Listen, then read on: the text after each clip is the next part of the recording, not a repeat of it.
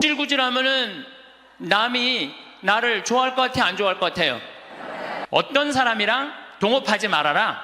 첫 번째, 개인적인 욕심이 너무 강한 사람과 동업하지 마라.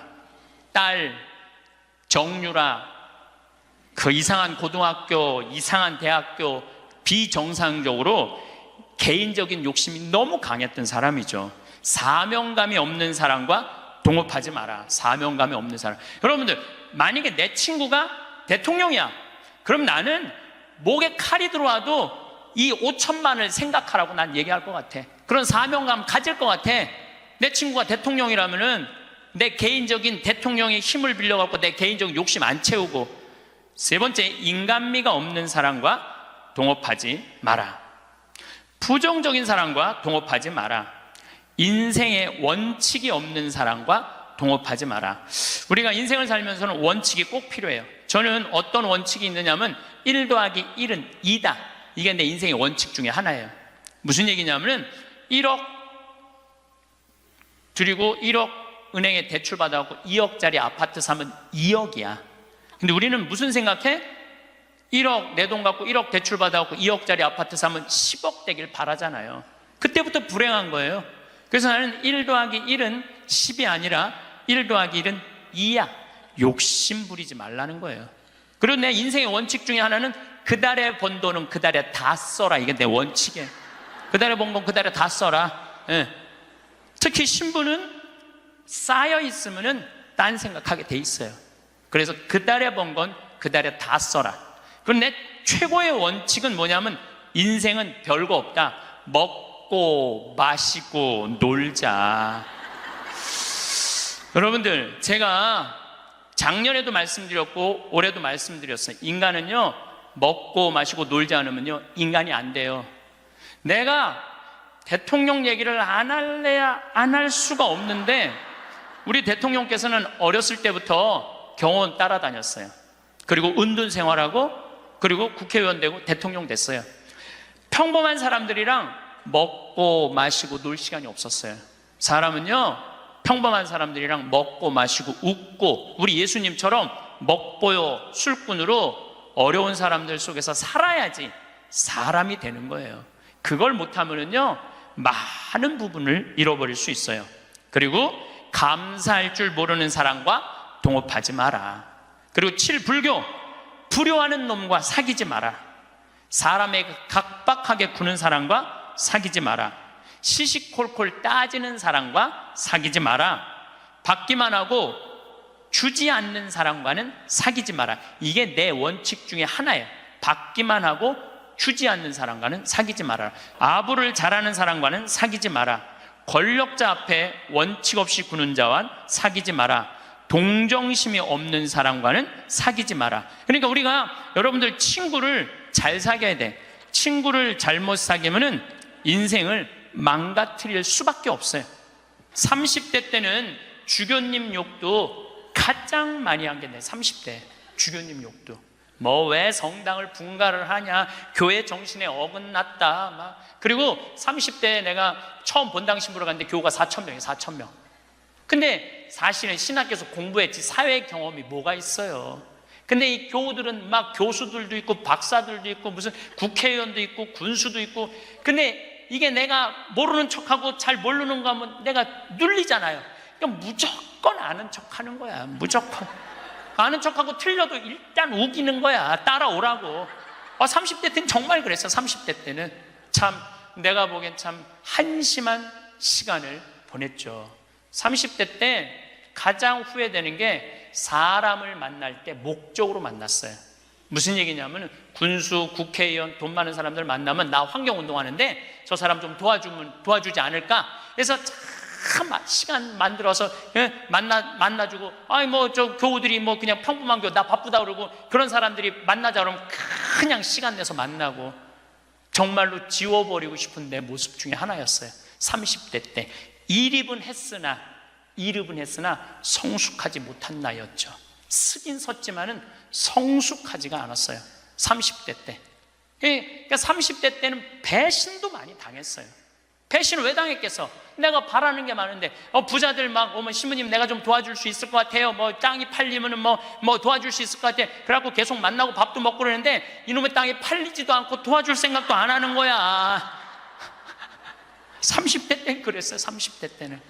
이렇게 생각해 보면은 나 혼자 잘난 척하고 아는 척하고 있는 척하고 그랬던 세월이 내 30대. 그리고 30대 때는 듣지도 않았어요. 그냥 내 말하기 바빴어. 황창현 신부님의 행복 특강 지금 바로 시작하겠습니다. 영상이 마음에 드신다면 구독, 좋아요, 알림 설정 부탁드립니다. 자식에게 상처받지 않는 5가지 방법도 함께 들으시면 좋겠습니다. 구질구질하면은 남이 나를 좋아할 것 같아요? 안 좋아할 것 같아요? 네, 그래서 저는 이렇게 강의 올 때 오늘 같은 경우 뭐 1,500명도 넘는 이것도 명동 대성당에 강의할 때 꼭 올라오기 전에 거울을 봐요. 머리는 잘 정리됐는지. 그리고 제일 중요한 거는 바지에 자꾸는 올라갔는지. 네, 이거 제일 중요하게 여겨요. 만약에 내가 바지에 자꾸가 내려가잖아요? 그럼 여러분들은 눈은 여기 와 있고 생각은 딴 데가 있는 거예요. 딴 데. 저 신부님 저거 바지에 자꾸 내려갔는데 내가 아무리 좋은 얘기를 해도 여러분들 귀에 들어가지 않아요. 무슨 얘기냐면 남 앞에 나설 때 나 자신을 점검하는 일은 참으로 중요한 일이에요. 여러분들도 오늘 나오실 때 거울 한번 보셨어요? 안 보셨어요? 명동 성당에 오는 건데. 그렇죠? 제가 한 2년 전에 어느 천주교가 아닌 일반 기관에 강의를 갔어요. 근데 거기는 저를 초청하고 싶어서 2년 동안 섭외를 하다가 내가 2년 만에 시간이 돼서 그 기관에 갔어요. 갔는데 딱 나를 맞이하는 분을 보면서 정말로 나를 정말로 애타게 기다렸구나 한눈에 알아보겠더라고요. 왜 한눈에 딱 알아봤느냐 하면은 얼굴에 화장을 어마어마하게 했어. 얼굴에 이 마스카라를 얼마나 말아 올렸는지 눈이 막 뒤집어질라 그래. 네, 눈이 볼에 얼마나 예쁜 막 색깔을 칠했는지. 근데 이분이 루즈도 굉장히 짙게 발랐어요. 루즈도. 그런데 루즈를 굉장히 두껍게 발랐는데 바빴는지 루즈가 입술에서 선에서 벗어나갖고 살짝 올라왔어. 2시 강의였는데 1시 반에 거기 가서 커피를 30분 동안 마시는데 30분 동안 무슨 얘기를 했는지 하나도 기억이 안 나요. 뭐만 기억에 남냐면 이것만 기억에 남네요. 이것만. 루즈 올라간 것만 기억에 나는 거예요. 2년이 지난 지금도 그분을 생각하면 아무 생각이 안 나. 뭐만 생각나냐면 이것만 생각이 나. 이것만. 그분이 굉장히 그날은 그 지역 기관장들 초청 강의 날이었어요. 그렇게 중요한 날에 나설 때 화장을 하고 난 다음에 거울을 한 번만 점검을 했다면 나한테 이 느낌을 주지 않았을 텐데. 근데 더 슬픈 건 뭐였느냐 하면 그 사무실에 직원이 8명이 있었어요. 8명이 있었는데 아침부터 그걸 봤을 거예요. 근데 아무도 얘기해 주지 않은 거예요. 선생님, 지금 루즈가 선에 벗어났어요. 입술에서. 그러니까 화장실에 가서 화장 좀 고치세요 라고 말을 해줬다면 이분은 그 창피를 당하지 않았을 거예요. 우리는 인생을 살아가면서 내가 내 자신을 점검하는 일도 중요하지만 내가 나를 점검할 수 없다면 누가 나를 점검해 줘야 되냐면 친구가 나를 점검해 줘야 돼요. 그래서 여러분들 인생에는요 친구가 참으로 중요해요. 친구. 나를 점검해 줄 수 있는 친구. 내가 지금 제대로 살고 있나? 제대로 살고 있지 않는가? 옆에서 혼내주고 충고해 줄 친구가 필요하다는 거예요. 저는 신부로 살면서 뭐 좋은 신부들이 많죠. 네, 멘토가 3명이 있어요. 첫 번째 멘토 신부는 나보다 3살 나이가 많은 신부예요. 이분은 우리 수원 교구에 사회복지를 꽤 오래 하신 분이에요. 항상 장애자들하고 사시는 분이에요. 근데 이분하고 얘기를 하면은 굉장히 영성적이에요. 정말로 신비가들, 영성가들 이야기를 이렇게 해줄 때 이 신부님을 만나서 하룻밤 자면서 얘기를 하면은 하루 피정하는 기분이에요. 근데 하루는 평창 우리 생태마을에 하룻밤 저하고 이야기를 나누려고 오셨어요. 근데 갑자기 내 옷장을 딱 열어보시더니 제가 강의를 많이 하니까 양복이 많잖아요. 또 내가 한 번은 이렇게 양복이 이렇게 긴 거 이렇게 입고 방송에 나갔더니 할머니들이 신부님 저 긴 양복 입는다고 양복을 맞춰서 보내준 양복도 많아. 평창까지. 그러니까 양복이 한 10몇 벌이 있었어요. 근데 그 신부님이 이런 이야기를 저한테 하시더라고요. 황 신부, 아무리 강의하는 신부지만 양복이 너무 많은 거 아니야? 예수님은 한 벌만 입고 다니라고 그랬는데, 근데 실질적으로 그분은 양복이 2벌밖에 없으세요. 내가 그때 얼마나 창피했는지 몰랐어요. 얼마나 내 자신이 부끄러웠는지 몰라요. 그래서 그 양복 다 정리해갖고 여기 주고 저기 주고 양복을 줄였어요. 그러니까 무슨 얘기냐면은 나를 혼내줄 수 있는 신부가 중요한 거예요. 한 2주 전에 저한테 무슨 일이 있었느냐면 어떤 자매님이 평창이 굉장히 춥거든요. 기본적으로 영하 10도에서 15도가 내려가요. 산속이니까. 그러니까 신부님 추우니까 이거 옷 하나 신부님 거 샀다고 밤에. 근데 딱 입었는데 옷이 따뜻하게 느낌이 좋더라고요. 근데 신부님 뭐 택인지 그거 끼시면 안 된다고, 혹시 수리받을 일이 있으면 그게 필요하니까 신부님도 휙 버리지 마시라고. 그래서 이제 집에 와갖고 그걸 띄고 딱 가격표를 딱 봤는데 165만 원짜리야. 어쩐지 좋더라고. 그런데 그걸 보고 누구 생각이 났느냐면 우리 베드로 신부 생각이 났어요. 베드로 신부가, 장애자들하고 사는 신부가 내가 이 옷을 입고 다니면 뭐라고 그럴까?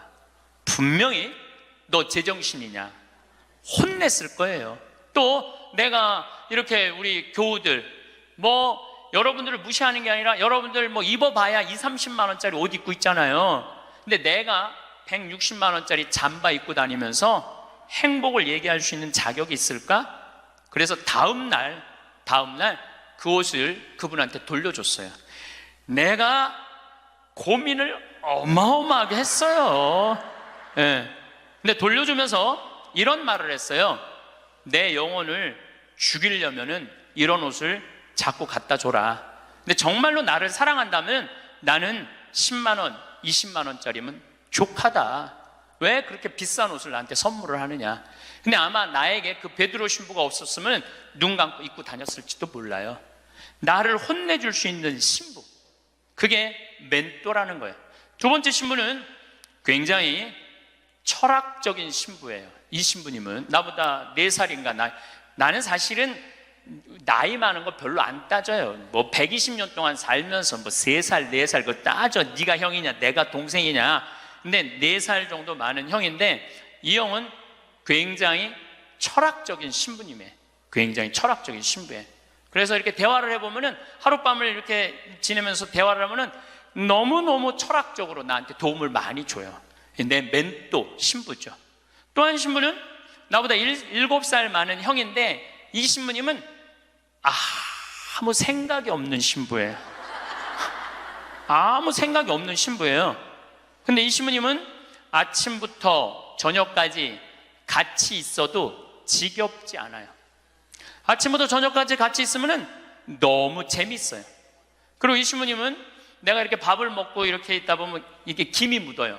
이 신부님은요 껴줘요. 여기 있는 김 껴줘요.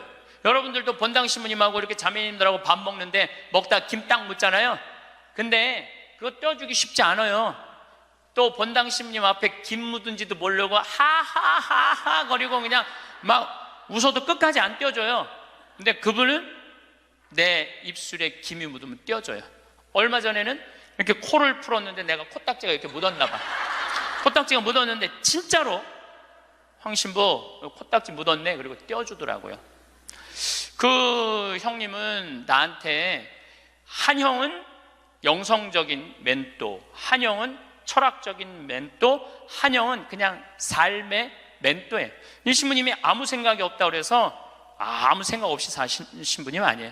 새벽 4시에 일어나고 성서 쓰시고 5시만 되면은 할머니들 미사 일찍 오는 할머니들 마중한다고 묵주기도 1시간 동안 성당 마당에서 하는 신부님이에요. 사랑이 굉장히 많은 신부님이죠. 그 외에도 우리 동기 중에 선비 같은 신부님도 있고, 또 요즘 세월호 그냥 매일 하는 우리 베드로 부건이 신부님도 있고, 정말 내 주위에 좋은 신부들이 많아요. 여러분들은 인생을 사는데 멘토가 몇 명이나 있어요? 때로는 한 명도 없는 경우 많아요. 내 삶의 문제를 이야기 나눌 수 있는, 허심탄회하게 나눠놓고 이야기할 수 있는 사람이 한 명이 없을 수 있어요. 만약에 여러분들이 한 명도 없다면 여러분들은 실패한 인생을 살 수밖에 없다는 거예요. 그래서 여러분들 오늘 이후부터 멘토를 적어도 3명은 정하세요. 난 오늘부터 황창현 신부님을 내 멘토로 삼을 거야. 그건 안 돼요. 왜 안 되냐면 멘토는 내 삶에서 내 삶을, 내 밥그릇, 숟가락이 몇 개 있는지 아는 사람이 멘토가 돼야지 멘토가 될 수 있어요. 또 언제든지 만날 수 있는 사람. 그래서 여러분들 주위에 잘 사는 사람들이 있어요. 분명히 괜찮은 사람들이 있어요. 그 사람한테 찾아가고 나 당신 내 멘토로 삼고 싶다, 나를 좀 도와줘라. 그러면은요, 그렇게 얘기하면 사람은요 책임감을 느끼고 존재의식을 가진대요. 그래서 도와준대요. 그러니까 오늘부터 여러분들 적어도 3명은 찾아가세요. 그래서 나를 고쳐줄 수 있는 사람, 나를 혼내줄 수 있는 사람을 꼭 만드셔야지 인생을 실패하지 않아요. 친구를 잘못 두면요 인생을 망가뜨릴 수 있어요. 최순실 같은 친구를 두면요 인생 망가지는 거예요. 인생만 망가지는 게 아니라 나라도 말아먹을 수 있어요. 나라도 말아먹을 수 있어. 그래서 리카싱이라는 분은 중국의 최대의 갑부예요. 이분이 어떤 친구를 사귀지 말아라. 우리 이건희 회장님은 재산이 13조인데 이 리카싱은 재산이 30조야. 어마어마한 부자예요. 1년에 3천억씩 장학금을 내놓는 분이에요. 자기는 항상 이코노미 타고 다니면서. 대단한 분이죠. 근데 이분이 6불합 7불교라고 그래. 어떤 사람이랑 동업하지 말아라. 첫 번째, 개인적인 욕심이 너무 강한 사람과 동업하지 마라. 딸, 정유라, 그 이상한 고등학교, 이상한 대학교, 비정상적으로 개인적인 욕심이 너무 강했던 사람이죠. 사명감이 없는 사람과 동업하지 마라. 사명감이 없는 사람. 여러분들, 만약에 내 친구가 대통령이야. 그럼 나는 목에 칼이 들어와도 이 5천만을 생각하라고 난 얘기할 것 같아. 그런 사명감 가질 것 같아. 내 친구가 대통령이라면은 내 개인적인 대통령의 힘을 빌려갖고 내 개인적인 욕심 안 채우고. 세 번째, 인간미가 없는 사람과 동업하지 마라. 부정적인 사람과 동업하지 마라. 인생에 원칙이 없는 사람과 동업하지 마라. 우리가 인생을 살면서는 원칙이 꼭 필요해요. 저는 어떤 원칙이 있느냐면 1 더하기 1은 2다. 이게 내 인생의 원칙 중에 하나예요. 무슨 얘기냐면 1억 드리고 1억 은행에 대출 받아갖고 2억짜리 아파트 사면 2억이야. 근데 우리는 무슨 생각해? 1억 내 돈 갖고 1억 대출 받아갖고 2억짜리 아파트 사면 10억 되길 바라잖아요. 그때부터 불행한 거예요. 그래서 나는 1 더하기 1은 10이 아니라 1 더하기 1은 2야. 욕심 부리지 말라는 거예요. 그리고 내 인생의 원칙 중에 하나는 그 달에 번 돈은 그 달에 다 써라. 이게 내 원칙이에요. 그 달에 번 건 그 달에 다 써라. 예. 특히 신부는 쌓여 있으면은 딴 생각하게 돼 있어요. 그래서 그 달에 번 건 그 달에 다 써라.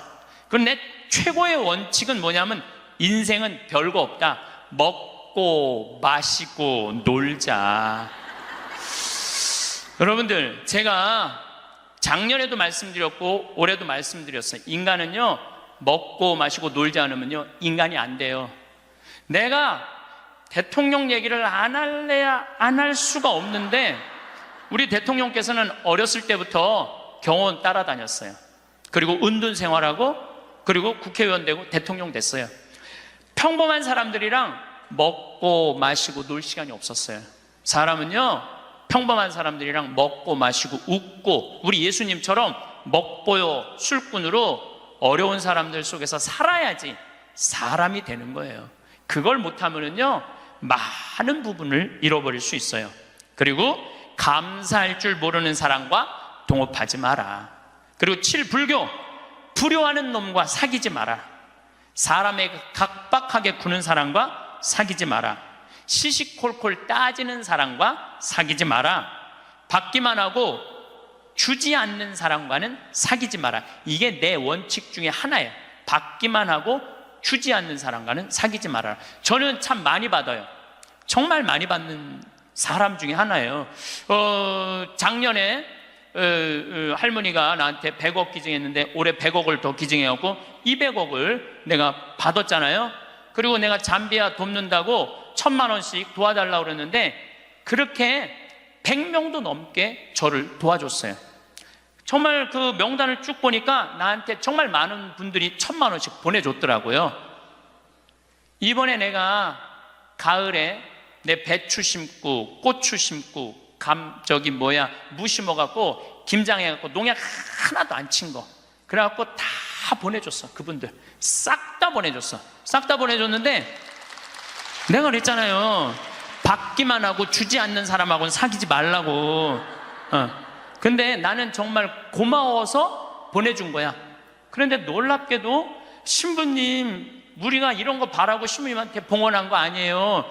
이거 받고 그냥 있을 수가 없어요. 그래갖고 또 돈을 그분들 중에 보내준 게 2천만 원이 또 넘어. 신기하죠. 나는 정말로 좋은 마음으로 해. 맛있는 김장 보내주고 싶어서 보내줬는데 그게 또 고맙고 감사한가 봐. 인생은 그렇게 즐거운 거죠. 아부를 잘하는 사람과는 사귀지 마라. 권력자 앞에 원칙 없이 구는 자와 사귀지 마라. 동정심이 없는 사람과는 사귀지 마라. 그러니까 우리가 여러분들 친구를 잘 사귀어야 돼. 친구를 잘못 사귀면은 인생을 망가뜨릴 수밖에 없어요. 나는 과연 내가 내 모습을 볼 수 없다면 내 모습을 볼 수 있는 사람, 나는 누구를 지금 선정하고 살아가고 있는가? 누구를 내 멘토로 정하고 살아가고 있는가? 깊이 반성해야 돼. 나도 내 인생에 3명 멘토가 있고 여러분들도 3명의 멘토가 있는데 우리 대통령도 그런 사람들, 삭식이 깊고 공부 많이 한 사람들의 얘기를 들었다면 오늘 같은 사단이 나지 않았을 거예요. 여러분들, 솔로몬 임금님이, 하느님이 내가 너한테 영화를 주랴, 명예를 주랴, 돈을 주랴. 그러니까 솔로몬이 뭘 달라고 그래요? 아니에요. 지혜가 아니라 원문을 보면 듣는 마음이에요. 지도자는요, 듣는 마음이 있어야 돼요. 누구한테? 우리들 이 말하는 그 정말로 전문가들 이야기를 듣는 마음을 가지고 있으면 제대로 된 지도자가. 근데 누구한테 들어야 돼? 제대로 된 사람한테 들어야죠. 이런 친구 여러분들 꼭 가지셔야 돼. 그러면은 여러분들 인생을 실패하지 않을 수 있습니다. 저는 요즘 우리나라 이 사회가 복잡하죠. 사드 문제 때문에 중국, 우리나라 지금 다 경제 차단하고 있어요. 지난주에 제가 제주도 피정을 갔다 왔는데 서귀포로 갈 때 택시를 탔는데 지금 중국 사람들 거의 안 들어온대요. 중국 사람들. 왜냐하면 세무조사 들어간대. 땅 산 거 지금 그 사람들 투자 못 한대요. 왜 그러냐면 세무조사 다 들어가서. 그래갖고 너무너무 힘들어. 지금 대통령 내려와라 올라가라 이거 문제할 게 아니에요. 지금 경제가 얼마나 어려운지 몰라요. 지금 며칠 전에는 시와 공단에 있는 본당에 강의를 갔어요. 근데 그 본당 신부가 그러는 거예요. IMF 때보다도 공장이 더 많이 나온다는 거야. IMF 때보다 공장 팔겠다고. 그러니까 지금 나라 경제는요 심각한 거예요. 지금 대통령 올라가고 내려가고 문제가 아니야. 국민들은 지금 빚이 얼마나 많이 늘었어요. 그 전셋값 하늘로 뛰고 참 답답하죠. 지도자들은 저희들끼리 누가 권력을 다음에 먹을 거냐에 눈이 멀어 있고 참 답답하죠. 그런데 답답해하지 마시라고. 왜 답답해하지 마시라고 말씀을 드리냐면 우리나라는요, 5.16 혁명, 그 다음에 이 5.18 광주, 우리 정말 그 아이들, 그 군인들이 죽이고, IMF, 그래도 나라는 발전하고 있어요. 그리고 100만 명, 200만 명이 데모를 하는데도 어때요? 휴지 하나 없고 폭력 하나 없잖아요. 전 세계에서 이런 나라가 어디 있어요? 내가 보기엔 국민들 수준은 하늘 끝까지 올라가 있어. 국민들이 탄탄하면은요, 다른 나라 같으면 이러면 벌써 전쟁하고 총 쏘고 난리 났을 거예요. 그런데도 국민들이 수준이 높기 때문에 내 눈에는 아무 문제도 아니야. 난 대한민국이 희망적인 나라라고 생각을 해요. 국민들은요, 공무원들, 요즘 9급 공무원들, 8급 공무원들, 7급 공무원들 열심히 해요. 제가 여주 여러 환경운동 하면서 이제까지 내가 만난 하급 공무원들, 일반 우리 여러분들 자식들은 다 도와줬지 나를 방해한 사람 하나도 없어요. 근데 내가 올라가고 국회의원한테 얘기한 것도 아니고 도지사한테도 얘기한 거 아니야. 난 7급 공무원한테 가고 내가 우리나라 국민들 쉴 수 있는 공간을 꾸미고 싶다. 나를 좀 도와줘라. 그랬더니요, 그 여주에 있는 그 7급 또 과장급들이 평창까지 와서 다 보더니 자기네들끼리 모여서 정말로 우리 이런 거 도와주자 합의를 해갖고 다 도와주는데 기가 막히더라고요. 이번에 우리나라가 그런 거에 대한 혁신을 이루는 좋은 기회가 됐으면 저는 좋겠다는 생각을 합니다. 어쨌든 다시 자신 껴안기로 돌아가서 소크라테스는 뭐라고 그랬죠? 너 자신을 알라고 그랬죠? 덴마크에 그 유명한, 갑자기 이름이 생각이 안 나는데 동화 작가가 벌거숭이 임금 안데르슨, 똑똑하시네. 덴마크의 안데르슨이라는 동화 작가가 있는데 벌거벗은 임금님 얘기를 해요. 벌거벗은 임금님, 이 임금님은 평상시에 뭐를 좋아하셨느냐면 옷을 입고 자랑하는 걸 참 좋아하셨어. 옷을 입고. 근데 그 사기꾼 둘이서 임금님을 찾아가요. 임금님, 내가 기가 막힌 턴을 짤 줄 안다고. 기가 막힌 천을. 근데 이 천은 바보 눈에는 안 보인다고. 바보 눈에는 안 보인다고. 그래갖고 그럼 한번 짜봐라. 그래갖고 이제 돈을 받았어요. 근데 이제 이 사기꾼이 이제 배틀에다가 옷을 짜는데 임금이 가보니까 안 보여. 근데 분명히 뭐라고 그랬어? 바보 눈에는 안 보인다. 막 짜면서 임금님이 천이 멋있지 않느냐고. 그러니까 임금이 뭐라고 그래? 멋있다고. 멋있다고. 예. 신하들을 데리고 와갖고 신하들도 보여주라고. 이제 신하들이 와서 보니까 임금님이 멋있다고 그러니까 바보 눈에는 안 보인다니까 신하들도 뭐라고 그래? 멋있다고 그래. 그래서 이제 한 일주일이 지나고 나서 임금님 옷 다 됐다고 입어보라고. 그럼 뭐가 보여야지 입지. 손 드시라고 그러니까 손 딱 들고 지금 들어갔다고. 잘 어울린다. 이쪽 손 드느라고. 이걸 또 멋있다고 퍼레이드를 하시라고. 그래갖고 임금님이 벌거벗고 퍼레이드를 하네. 온 국민들이 야, 우리 임금님 멋있다고. 왜? 바보 눈에는 안 보이니까. 근데 한 꼬마가 임금님 빨개 벗었네? 그렇게 얘기를 한 거예요. 그러면은 자기도 빨개 벗은 거 알아. 신하들도 빨개 벗은 거 알아. 그런데 놀라운 거는 그 퍼레이드를 멈춰야 되는데 여러분들 거기까지만 들었죠? 그 다음 얘기가 기가 막혀요. 끝까지 빨개 벗고 퍼레이드를 했다는 거예요. 누구 말을 무시한 거야? 그 꼬마 말을 무시한 거예요. 우리는요, 내가 지금 대통령 얘기하는 거 아니에요, 여러분들. 대통령 얘기하는 게 아니라 내 자신이 빨개 벗고 있는데 나 자신이 누군지 모르고 살아가는 사람들 너무 많아요. 나 자신이 누군지 모르는 사람, 자신의 단점이 뭔지 모르고 자기의 추한 모습이 뭔지 모르고 살아가는 사람 많아요. 반대로 뒤집어서 어떤 것도 있느냐 하면, 뒤집어서 어떤 게 있느냐 하면은 내 안에 들어있는 보물을 발견하지 못하고 살아가는 사람도 많아요. 여러분들 안에는 보물이 꽉 차 있어요. 여러분들 안에는. 그런데 나 같은 게 뭐, 나는 지극히 평범한 인간이고 능력 없는 인간인데, 그리고 묻어버리고 그냥 죽어버리는 사람들도 많다는 거예요. 그래서 우리 인간은 인생을 살아가는데 아주 중요한 작업 중에 하나가 자기 자신을 아는 일이에요. 내가 가장 무서운 말 중에 하나가 그거예요. 딱 보면 알아. 뭘 딱 보면 알아. 여러분들 딱 보면 알았어?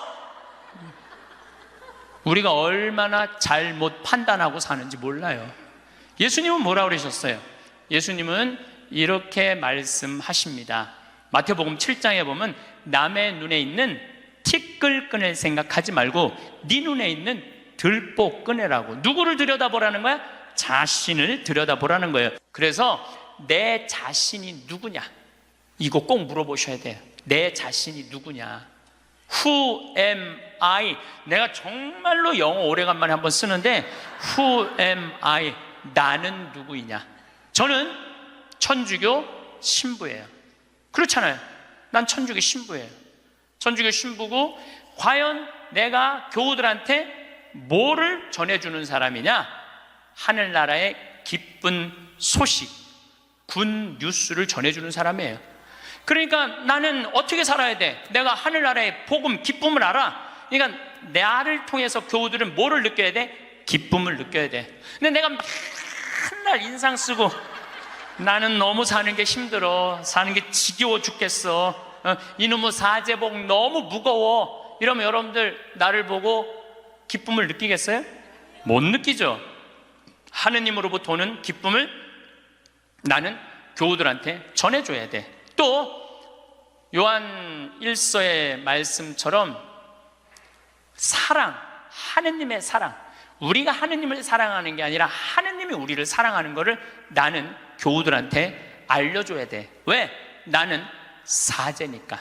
나는 사제니까 내가 누구냐를 물어봤을 때 교우들은 날 통해서 위로를 받아야 돼요. 누가 전해주는 위로? 예수님이 전해주는 위로를 받아야 돼. 기쁨을 받아야 돼. 요즘은 이제 4년 전부터 제가 잠비아를 이렇게 다니고 있는데 전 참 행복해요. 왜 행복했냐면 한국은 뭐라고 해도 먹고 살만한 나라예요. 지금 뭐 어쩌고 저쩌고 해도 경제 세계 12위야. 국민소득 28,000달러야. 여러분들 지금 옷 입고 있는 거 보면은 다 기가 막힌 거 입고 앉아 있어요 지금. 네. 한국은 문제 없어요. 근데 잠비아를 다녀보니까 대부분 다 맨발로 다녀요. 대부분 다 맨발로 다녀. 그런데 이번에 잠비아를 갔을 때 그 병원을 운영하는 마들렌이라는 수녀님이 나한테 면담을 청하더라고요. 신부님이 지금 잠비아에 농업대학, 신학교 이런 거 짓는 거 좋습니다. 그런데 잠비아에는 어떤 아이들이 많으냐면 에이즈 걸린 아이들이 많다는 거예요. 에이즈가 걸린 아이들. 근데 어떤 아이들이 에이즈에 걸리느냐면은 엄마가 엄마가 있대. 정신지체아 엄마가 있으면 동네에서 이놈도 건드리고 저놈도 건드리는 거야. 이놈도 건드리고 저놈도 건드리니까 그러니까 이놈도 건드리고 저놈도 건드리니까 에이즈가 걸리는 거죠. 에이즈가 걸려서 애가 생기면은 얘도 대부분이 에이즈에 걸려서 나온다는 거예요. 근데 정신이 좀 모자라는 엄마니까 아무도 안 돌본다는 거예요. 그러면 이 여자도 버림받고 아이도 버림받아갖고 가장 기본적인 생활도 못하는 아이들이 참 많다는 거예요. 수녀님이 눈물을 흘리면서 신부님, 우리들 에이즈 어린아이들 집 줘주면 안 되겠느냐고. 30명 정도 되는 아이들 머무를 수 있는 집을 줘달라는 거예요. 근데 제가 한 대 머리를 맞았어요.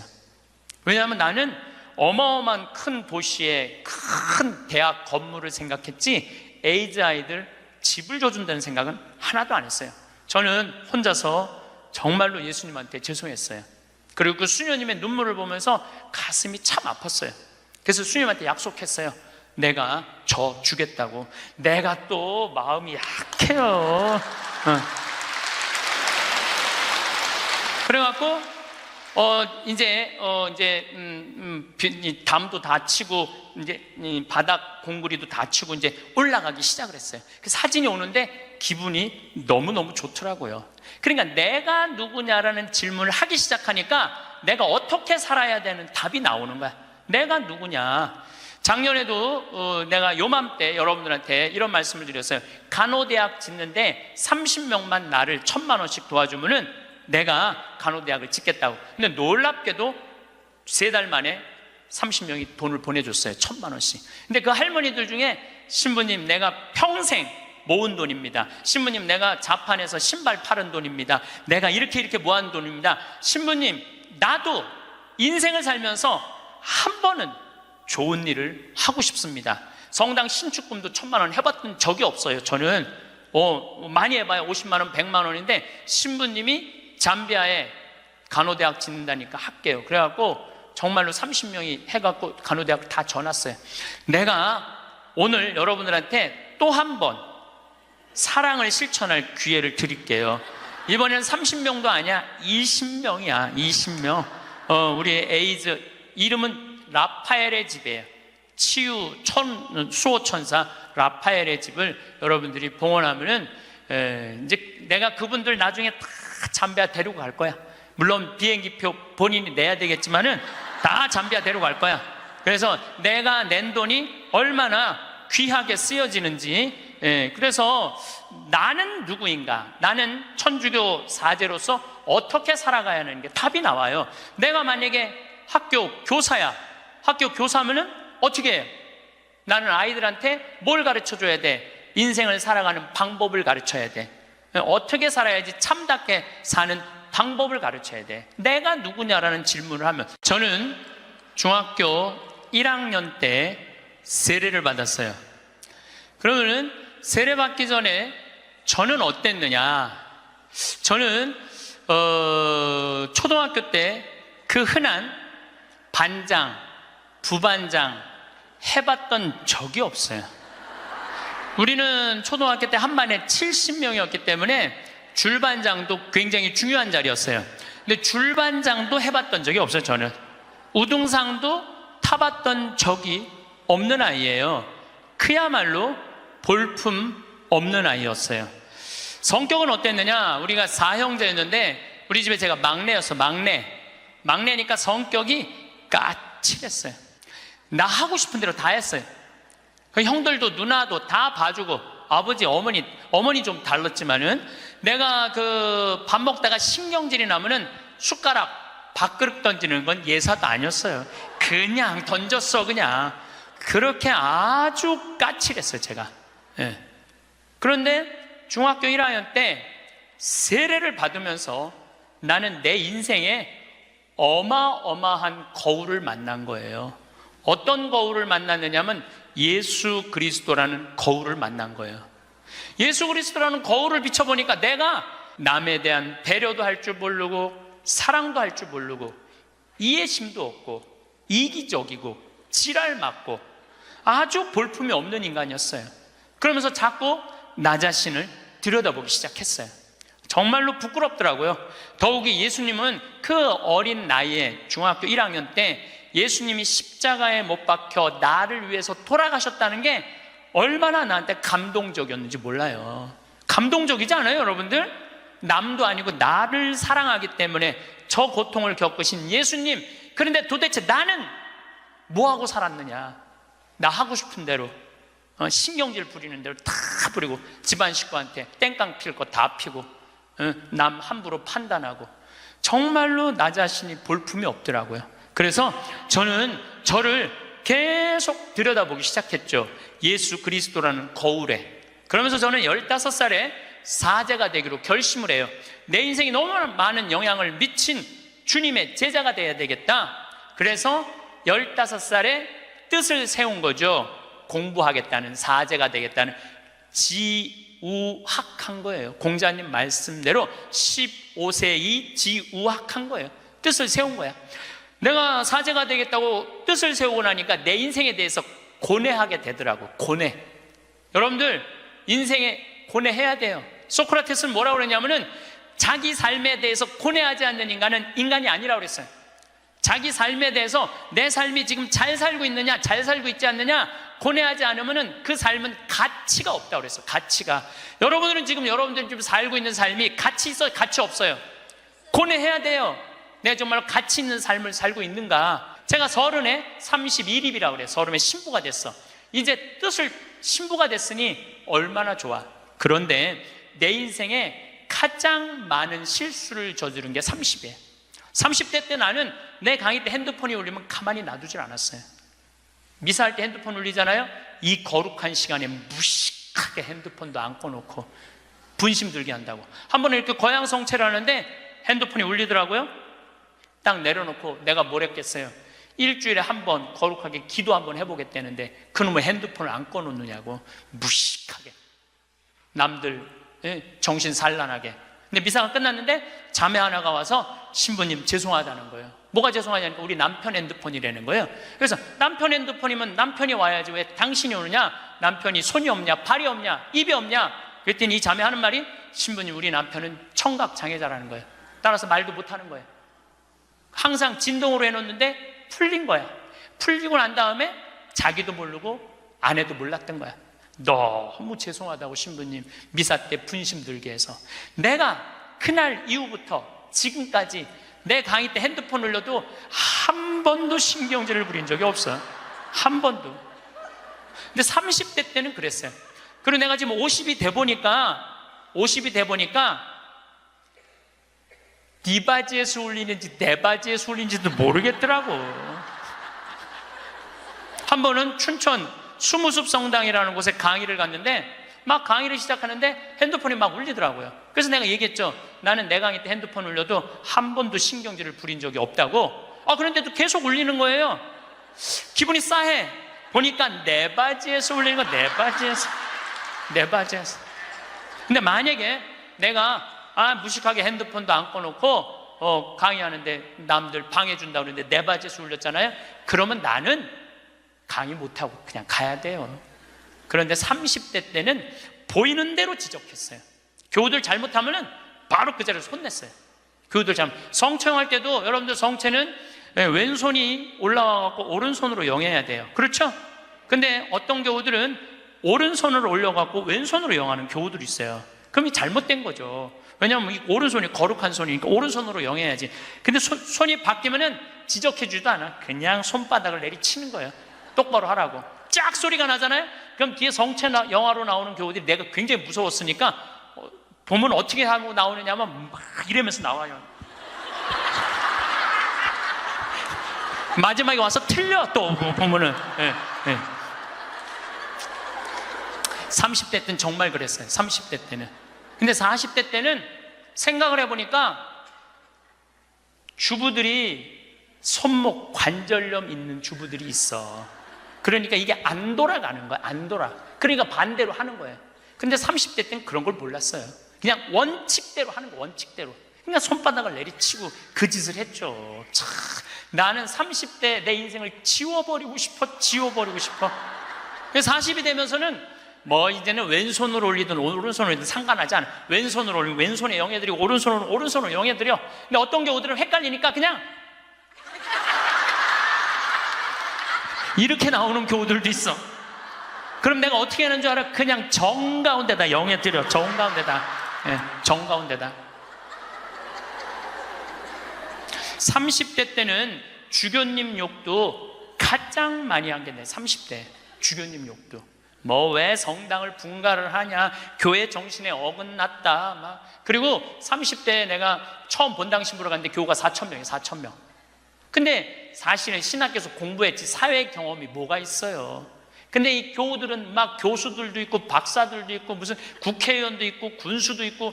근데 이게 내가 모르는 척하고 잘 모르는 거 하면 내가 눌리잖아요. 그러니까 무조건 아는 척하는 거야. 무조건 아는 척하고 틀려도 일단 우기는 거야. 따라오라고. 30대 때는 정말 그랬어. 30대 때는 참 내가 보기엔 참 한심한 시간을 보냈죠. 30대 때 가장 후회되는 게 사람을 만날 때 목적으로 만났어요. 무슨 얘기냐면 군수, 국회의원, 돈 많은 사람들 만나면 나 환경운동하는데 저 사람 좀 도와주지 않을까? 그래서 참 시간 만들어서 만나주고, 아이 뭐 저 교우들이 뭐 그냥 평범한 교우 나 바쁘다 그러고 그런 사람들이 만나자 그러면 그냥 시간 내서 만나고, 정말로 지워버리고 싶은 내 모습 중에 하나였어요. 30대 때 이립은 했으나 성숙하지 못한 나이였죠. 쓰긴 섰지만은 성숙하지가 않았어요. 30대 때. 그러니까 30대 때는 배신도 많이 당했어요. 배신을 왜 당했겠어? 내가 바라는 게 많은데, 부자들 막 오면 신부님 내가 좀 도와줄 수 있을 것 같아요. 뭐 땅이 팔리면은 뭐 도와줄 수 있을 것 같아. 그래갖고 계속 만나고 밥도 먹고 그러는데 이놈의 땅이 팔리지도 않고 도와줄 생각도 안 하는 거야. 30대 때는 그랬어요. 30대 때는. 이렇게 생각해 보면은 나 혼자 잘난 척하고 아는 척하고 있는 척하고 그랬던 세월이 내 30대. 그리고 30대 때는 듣지도 않았어요. 그냥 내 말하기 바빴어. 내 말하기 바빴던 게 30대 내 인생이었죠. 30대는 무슨 일을 많이 할까? 일에 매달렸어요. 그래서 저는요 30대 때 일 많이 했어요. 빈병 모으기 운동을 했는데 한 달에 20만 병씩 모았어요. 20만 병씩. 그냥 막 일에 매달렸어요. 일에. 그리고 무슨 폐식용유 모아갖고 하면 막 경기도에 있는 아파트에 그냥 폐식용유 설치하고 막 트럭 5대 막 4대 해갖고 일에 매달렸어요. 일에. 그러니까 30대 때 내가 보니까 미쳐서 산 것 같아. 미쳐서. 근데 지금 생각해 보니까 지금은요 일에 안 매달려요. 일을 많이 하는 건 아무 의미가 없더라고요. 때가 되면 다 두고 떠날 거야. 일에 매달리면 행복하지 않아. 뭐가 행복하냐면 그냥 행복하면 돼. 오늘 행복하면 돼. 오늘. 그럼 일은 중요한 게 아니야. 오늘 행복해갖고 일이 되면 좋은 거고 안 되면 말고. 근데 30대 때는 일 때문에 오늘의 행복을 내가 포기한 시기가 30대예요. 40이 되면서 내가 불혹의 나이가 돼. 40이 불혹이라고 그래요. 불혹. 이 불혹이라는 게 무슨 뜻이냐면 유혹이 없는 나이야. 흔들림이 없는 나이야. 의심이 없는 나이야. 40이 딱 되고 보니까 주교님들이 이해가 되더라고요. 주교님들이 우리 수원교구 신부가 500명인데 그 중에 잘 사는 신부들도 있지만 사고 치는 신부들이 얼마나 많아요. 여자 문제, 돈 문제, 교우들하고 싸우는 문제, 정말 복잡하겠더라고요. 그 500명의 신부들을 관리하려고 그러니 주교님들이 얼마나 머리가 아파요. 이해가 되더라고요, 주교님이. 그래서 내가 40살 이후에 그런 주교직이 얼마나 어려운 걸 이해하고부터는 주교님을 욕한 적이 한 번도 없어. 이날 이때까지. 이해가 되니까. 그리고 유혹이라는 게 뭐예요? 불혹이라는 게 뭐예요? 신앙에서도 별로 유혹받을 게 없어. 하느님에 대한 확신, 하느님이 이 세상에 오셨고 예수님 부활한 거에 대한 확신, 그리고 하늘나라 올라가셔서 우리 인생에 관여하고 있는 거에 대한 확신. 요즘 예수님 부활에 대한 확신이 왜 더 드느냐면은, 여러분들 예수님이 십자가에 못 박히기 전에 매질 당했다고 그래요. 채찍질. 그게 가죽으로 끝에 양뼈 조각, 쇠 조각이 있어요. 한 대 때리면은요 이 등에 살점이 다 묻어나고 뼈 조각이 다 드러나. 한 대 맞으면. 그래서 40대 이상 맞으면 죽는다고 그래요. 근데 예수님이 그 40대 39대를 맞았다는 거야. 그러니까 예수님 십자가에 올라가기 전 이미 이 피가 너무 많이 흘러갖고 등에 살점이라는 게 거의 없는 상태야. 그리고 십자가에 매달렸을 때 손바닥에 못 안 박아요. 손목에 박지.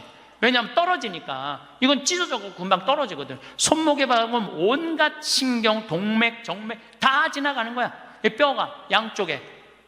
그리고 그 숨 쉬고 이러는 게 너무너무 힘들어갖고 숨이 막혀 죽는 거거든요. 근데 3일 만에 부활했잖아요. 3일 만에 부활을 했다고 3일 있다가 이제 계속 마리아 막달레나한테도 나타나고 베드로하고 요한한테도 나타나고 막 그러잖아요. 내가 보기에는 그 정도 맞았으면 3일 후에 부활하고 난 다음에 1년은 누워 있어야 돼. 그렇지 않아요? 1년은 내가 보기에 어딜 돌아다녀. 근데 막 갈릴레아도 갔다가 막 여기도 갔다가 무슨 엠마오도 막 그러잖아요. 확실히 우리가 생각하는 것과 다른 모습으로 부활하신 거예요. 우리가 생각하는 거 완전히 다른 모습으로 부활하셔서 제자들한테 11번 나타나시거든요. 그러니까 나는 그런 미혹되는 게 없는 나이가 40이 돼서 참 좋더라고요. 40이 돼서 너무 좋았던 것 중에 하나가 돈에 대한 유혹이 없는 거야. 30대 때는 돈 많은 사람 막 만나고 막 그랬는데 이제는 40이 되면서부터 다 소용없더라고. 보니까 돈 많은 사람 폰만 썼지 안 도와줘요. 진짜 소중한 분들은 누구냐면 바로 여기 계신 여러분들. 정말로 우리 생태마을에 후원하는 분들이 10,000명이거든요. 그분들 3,000원, 5,000원이야. 근데 그분들이 20년 동안 나를 후원해 줬는데 100억이 넘더라고. 그 후원도. 그분들이 나한테는 보물이라는 생각이 40대 들어서 생각이 나는 거야. 그러니까 지금은 부자가 오든 가난한 사람이 오든 폼을 쓰는 사람이 오든 폼을 안 쓰는 사람이 오든 아무 상관이 없어. 불혹이죠. 유혹받지 않는 거예요. 의심 가는 것도 없고 유혹받지 않는 거. 그러니까 마음 안에 미운 사람이 없으니까 뭐가 있냐면 평화가 있더라고. 평화. 근데 문제는 미운 놈은 하나도 없는데 마음에 안 드는 놈들은 너무 많아. 이 마음에 안 드는 놈이 너무 많은 거는 다음 시간에 이야기하도록 하겠습니다. 영광이 성부와 성자와 성령께, 성부와 성자와 성령의 이름으로 아멘. 네, 감사합니다. 지금 위령성어를 맞이해서 죽음에 대한 이야기를 심각하게 지금 하고 있습니다. 심각하게 하고 있는데 여러분들은 너무 재밌게 들어주셔서 감사합니다. 제가 20년 전에 평택 비전동 성당에 본당 신부를 할 때요. 이제는 남 경험이 아니라 제 경험입니다. 이제까지는 책에 나온 얘기, 유튜브에 나온 얘기인데 지금부터는 제 얘기를 하도록 하겠습니다. 1월 1일 날이에요.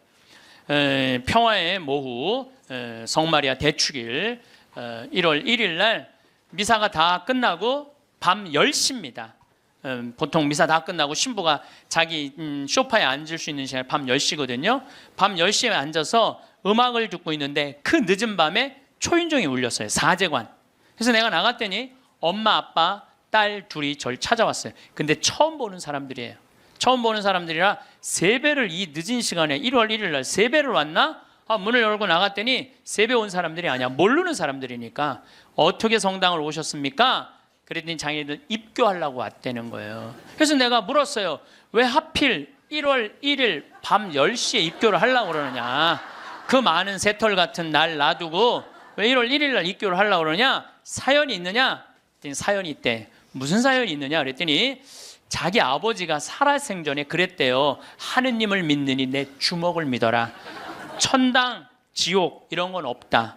니네들 신부 목사들이 니네들 돈 울겨 먹으려고 겁주는 거다. 죽으면 끝나는 거지 무슨 천국, 지옥이 있느냐? 성당에 나가면 다리 몽둥이 부러뜨릴 거다. 아주 철저한 무신론자 할아버지였대요. 근데 이 할아버지가 12월 20일 날 죽은 거야. 죽었는데 딱 죽었는데 저승사자가 까만 모자를 쓰고 까만 옷을 입은 저승사자 둘이 자기를 데리러 왔더래요. 자기는 아무것도 없는 줄 알았더니 까만 옷을 입은 사람이 자기를 끝도 없는 어둠으로 끌고 가더래요. 이게 죽었다가 살아 돌아온 사람들의 또 한 10% 정도는 어둠을 경험한다는 거예요. 그 어둠은 상상할 수 없을 정도로 공포스럽대요. 왜? 여러분들 끝도 없는 깜깜한 어둠으로 끌려가면 여러분 어떨 것 같아요? 무섭죠? 한번 상상을 해보세요. 끝도 없는 어둠. 누군 빛으로 간다는데 끝도 없는 어둠으로 가면 어떻게? 그러니까 만약에 여러분들이 죽었는데 까만 걸 보면 끝난 거야. 여러분들 죽었는데 딱 까맸다. 그러면 이건 지옥이다. 이렇게 생각하면 돼요. 뭘 봐야 돼? 하얀 걸 봐야 돼요. 기도해야 돼. 하얀 빛 나는 세상의 빛이라는 하얀 걸 봐야 돼. 어쨌거나 이 할아버지는 끌려가면서 끝도 없는 어둠으로 끌려가면서 이 저승사자들한테 매달렸대요. 나는 살아 돌아가야 된다. 왜 살아 돌아가야 되느냐? 그랬더니 나는 내 자식이 지금 셋이 있는데 그 자식들한테 신앙생활을 못하게 했는데 저승이 없다고 그랬는데 이렇게 저승이 버젓이 있으니 어떻게 하면 좋으냐고. 그래갖고 이 아버지를 땅에다가 3일째 하관 땅에다 묻는데 관을 두들기더래요. 실질적으로 이건 제 경험을 얘기하는 거예요. 관을 두들기를 해. 그럼 뚜껑을 열어보니까 죽은 아버지가 살아 돌아온 거야. 그야말로 죽은 아버지가 살아 돌아온 거야. 그야말로 죽은 아버지가 살아 돌아온 거예요. 여러분들 아까 내가 첫 시간에 계속 그랬죠. 죽은 아버지가 살아 돌아오면 믿을 텐데 그 죽은 아버지가 살아 돌아온 거야. 죽은 아버지가 살아 돌아와서 내가 죽었더니 저승이 있더라. 너희들 신앙생활 해라. 일주일을 살고 이 할아버지가 다시 죽은 거야. 그러니까 2번 초상을 치른 거죠. 2번 초상을 치르고 난 다음에 이 집안은 밤 10시에 날 찾아온 거예요. 그래갖고 우리 교리반에 등록을 해서 열심히 교리를 받고 한 번도 안 빠졌어요. 이 집 식구들은 열심히 교리를 하고 세례를 준 집이 있어요. 여러분들 성서에 부자와 나자로 얘기가 나와요. 마리아 마르타 오빠 나자로 말고 거지 나자로 얘기가 나와요. 아시죠? 네, 이 거지는 아무도 먹을 걸 주는 사람이 없었어요. 그래서 너무 배가 고팠어. 그래갖고 사람들이 그 부자네 집에 갖다 놨어. 그래갖고 그 떨어지는 빵 부스러기라고 먹으려고 그랬는데 빵 부스러기도 둔 사람이 없는 거야. 오히려 내가 얻어먹으려고 그랬더니 개가 와서 내 종기를 핥고 있었어. 나자로 종기를 핥고 있었어. 그래서 나자로도 죽고 그 부자도 죽었어요. 근데 이 부자가 죽어서 어딜 갔느냐? 지옥을 간 거야. 너무 목이 마려운 거야. 근데 이렇게 눈을 들어 하늘을 보니까 그 나자로는 아브라함 할아버지 품에서 너무 행복하게 있는 거야. 그래서 이 부자가 이렇게 말을 건넵니다. 아브라함 할아버지, 저 나자로한테 물을 좀 한 방울만 축셔서 나를 좀 마시게 해주십시오. 갈증스러운 거죠. 이 갈증이 얼마나 고통스럽겠어요. 그랬더니 아브라함 할아버지가 우리 사이에는 가지도 오지도 못하는 구렁텅이가 있어서 우리가 도와줄 수가 없다. 우리는요 지옥에 있는 영혼은 못 도와줘요. 우리 가톨릭 교리로는 연옥에 있는 영혼은 도와줘도 지옥에 있는 영혼은 못 도와줘요. 가지도 오지도 못한다. 그러니까 이 부자가 이런 말을 해요. 그럼 아브라함 할아버지, 저 나자로를 우리 5형제가 있는데 좀 돌려보내갖고 제발 가난한 사람, 불쌍한 사람 도와주고 돈만 알게 하지 말고 가난한 사람, 불쌍한 사람 도와주게 좀 해달라고. 그랬더니 아브라함 할아버지가 이런 말을 해요. 그들에게는 모세와 예언자가 있다. 그랬더니 이 부자가 기가 막힌 얘기를 해요. 모세 예언자 소용없다. 죽은 나자로가 가야 된다. 그 거지 나자로가 가야 된다. 우리들하고 똑같아요. 지금 많은 사람들은 천당이 어딨어? 하느님이 어딨어? 내가 죽은 아버지가 살아 돌아오면 내가 믿을 텐데. 여러분들 죽은 아버지 살아 돌아오면 그 사람들 믿을 것 같아요? 절대 안 믿어요. 이게 신앙이라는 게요, 믿음이라는 게 얼마나 무서우냐면요, 아무리 기적을 보여줘도요 의심 있는 사람은 그 기적 자체도 부정하는 거예요. 그러니까 예수님이 믿음을 그렇게 강조한 거예요. 그러니까 여러분들 믿으셔야 돼. 또 내가 신학생 때 잊지도 못한 사건이에요. 우리 2층 집. 그 집도 다 세례받은 집인데 원래는 그 집은 절을 다녔어요. 절을 다녔는데 그분이 당뇨로 15년 동안 앓아 누웠어요. 근데 죽기 3일 전에 부인한테 그러더래요. 여보, 수녀님 좀 모시고 오라고. 그랬더니 아내가 그랬대요. 당신 죽을 때가 되니까 스님하고 수녀님을 구분하지 못하느냐고. 당신은 절에 다니기 때문에 스님을 모시고 와야 된다고. 아니라고. 수녀님을 모시고. 아래층, 그분이 정확하게 얘기하더래. 아래층 신학생 있는 그 성당에 수녀님을 모시고 오라고. 당신 도대체 왜 그러느냐고. 내가 조금 전에 환시를 봤는데 우리 집에 비행기가 한 대 와서 나보러 타라고 그래서 이게 하늘로 당신을 데리고 가는 비행기라고. 타보니까 신부님, 수녀님이 꽉 차 있더래. 그러니까 수녀님이 딱 한 자리, 이게 당신 자리라고. 그런데 내가 깨어난 거야, 이 사람이. 근데 내가 어떻게 천주교로 귀의를 하지 않느냐고. 그래갖고 수녀님이 와갖고 교리하고. 이 집은 다 세례를 받았어요. 요즘은 또 나 그런 얘기 참 많이 들어요. 죽을 때 요새는 하느님이 좀 시대가 변해서 데려갈 때 비행기로 데려간대. 비행기로. 그런 얘기 정말 많이 들어요. 비행기로 데려간대. 그래서 비행기 타고 가는 사람들 많은가 봐. 하여튼 우리가 죽으면은 영혼이 여행을 떠나는 건 확실해요. 제가 7년 전에 우리 생태마을에 암 환자가 많이 살고 있어서, 지금은 이제 암 환자들하고 안 살아요. 암 환자가 많이 살고 있는데 그 중에 글라라라고 있어요. 정말로 예쁘게 생겼어요.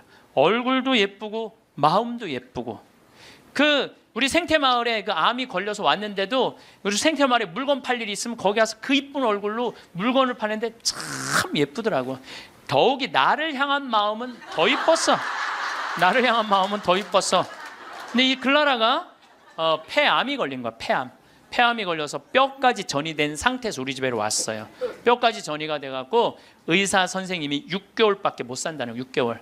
근데 이 글라라 자매님은 소원이 있는 거야. 아들이 서울신학교 2학년을 마치고 군대에 갔는데 그 아들이 군대 제대하고 학부 3, 4학년을 마치고 대학원에 올라가고 3년을 더해서 신부 될 때까지 살아서 천미사 참여하는 게 소원이야. 천미사. 그러면 그렇게 살려면 7년을 더 살아야 되는데 6개월밖에 못 산다는데, 그래서 우리 황토 집에서 살아보자. 그래갖고 이제 황토 집 25평을 드렸어요. 그 그레고리오 형제님하고 글라라 자매님한테. 근데 기적같이 4년을 더 살았어요. 4년을.